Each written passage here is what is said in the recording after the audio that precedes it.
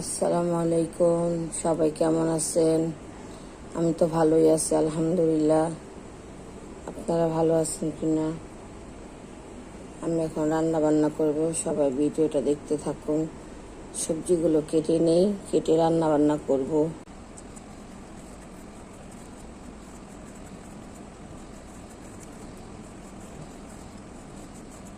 রান্না করতে আসলাম, বিসমিল্লাহ। এখন আমি সবজি রান্না করব। দিয়ে দিচ্ছি তেল, বাটা,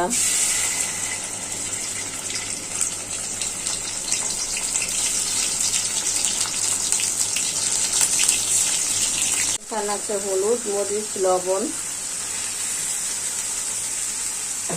মশলাটা কষায় আনি। এখানে দিয়ে দিচ্ছি কাঁঠালের বিচি, কাঁঠালের দানা বলে অনেকে বিচিও বলে। আমার সবজিগুলো এখন দিয়ে দিব। বিসমিল্লাহ।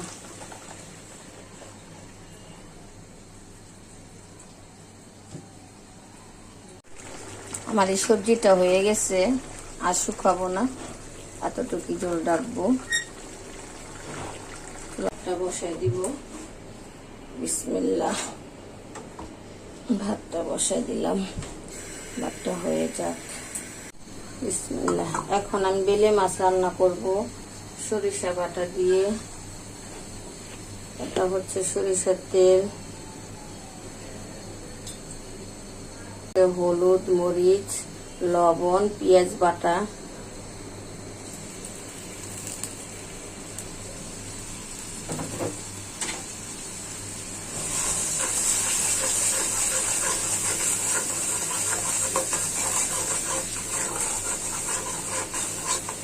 মশলাটা ভালো করে কষানো হোক, ভালো করে কষিয়ে সরিষা বাটা দিয়ে দিব। আমার সরিষার তেল উঠে গেছে, এখন আমি মাছগুলো ছেড়ে দিব। মাছগুলো ছেড়ে দিচ্ছি। বিসমিল্লাহ।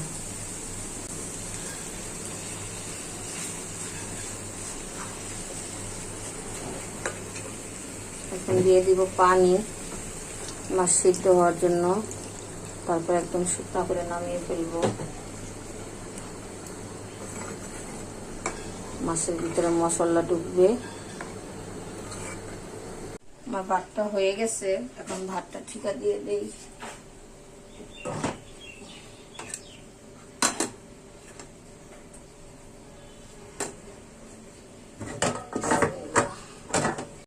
আমার বেলে মাছ সরিষা বাটা দিয়ে হয়ে গেছে, এটা এখন আমি নামিয়ে ফেলবো, আর শুকাবো না।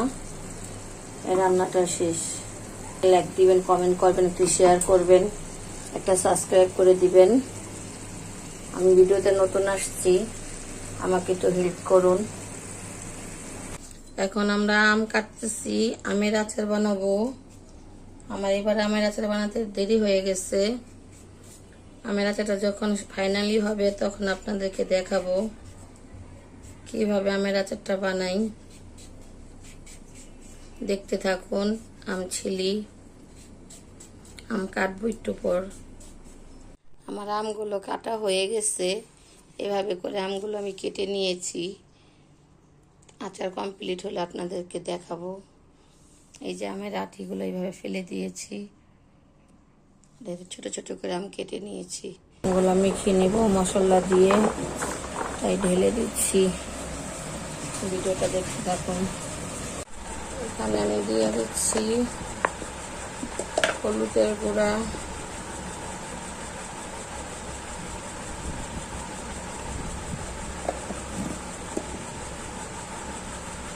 দিয়ে দিচ্ছি লবণ,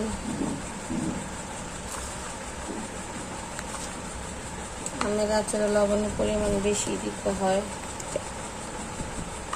দিয়ে দিচ্ছি সরিষা বাটা, এটা হলো সরিষা বাটা।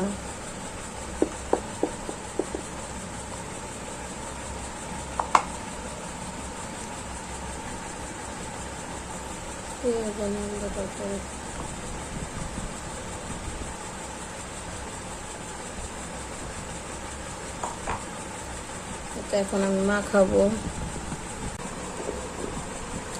এভাবে আমগুলো আমি মেখে রোদ দিয়ে দিব। এখানে সরিষা, লবণ, হলুদ আপনারা তো দেখতেই পাইলেন, দিলাম। এখন আমি আমগুলোকে এটার মধ্যে দিয়ে রোদে দিব। 1-2 দিন রোদ দিলেই হয়ে যাবে। এর আচার আমগুলা যে কাটছিলাম সেটার জন্য দিয়ে দিছি বিট লবণ, দিয়ে দিছি মরিচের গুঁড়া, দিয়ে দিছি এখানে 5 ফোড়নের গুঁড়া, দিয়েছি রসুন বাটা, এটা হলো রসুন বাটা। তারপর দিয়েছে কি সাদা লবণ, সাদা লবণ দিয়েছি। ভিডিওটি দেখাতে পারিনি, সবকিছু এখানে মাখাইছি। এটা সরিষার তেল দিয়ে মাখায়া এখন আমি সরিষার তেল দিয়ে এই যে বৈরমে ভরে ফেলতেছি। তারপর 2-1 দিন বৈরমে ভাবে রোদ দেখালে এই আচারটা ডাল দিয়ে ভাত দিয়ে খেলে বা জ্বর আসলে জ্বরের সময় খেলে ভালো লাগে। জ্বরের মুখেও এটা খেতে ভালো লাগবো, ডাল দিয়ে ভাত দিয়ে খেতেও ভালো লাগবো।